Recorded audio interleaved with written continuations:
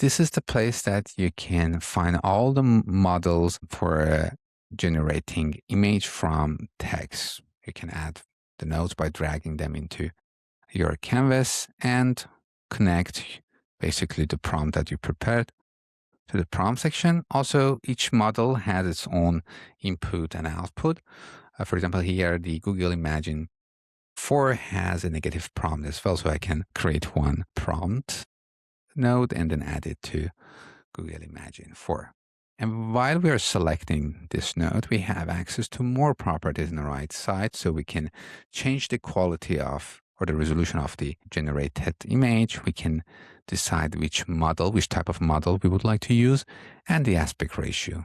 This is the things we can decide. And if you see down here, we have the basic estimation of how many credits is going to be used if we run this selected node. By the way, you can also find the ChatGPT Images 2.0 list, which is very good. It seems that the tools or the models here are very up to date. And having access to all these models is also something that is going to be very, very helpful in the process. So you don't have to really jump around different tools.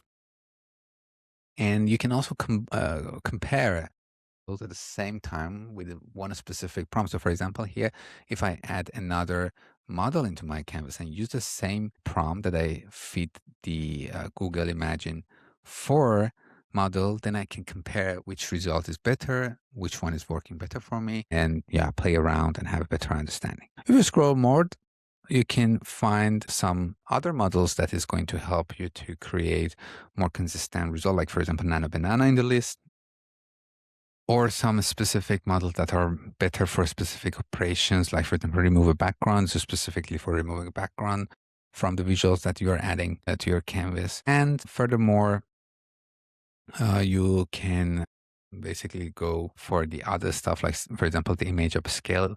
I use this for different scenarios. For example, the images that does not have a good quality, you can use this model, which is of course a very, very common model for upscaling your images, which the things that you have to do before in the Photoshop and use a lot of techniques.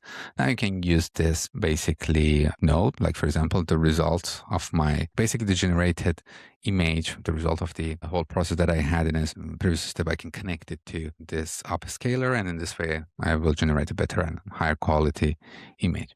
There are a lot of other stuff. You can go to the video models here and then of course add the image model, or sorry, the AI model that you would like to use for generating video as well. Give the input. For example, here we can define what exactly we want this video to be like, and then add the first frame, second frame, and the negative prompts.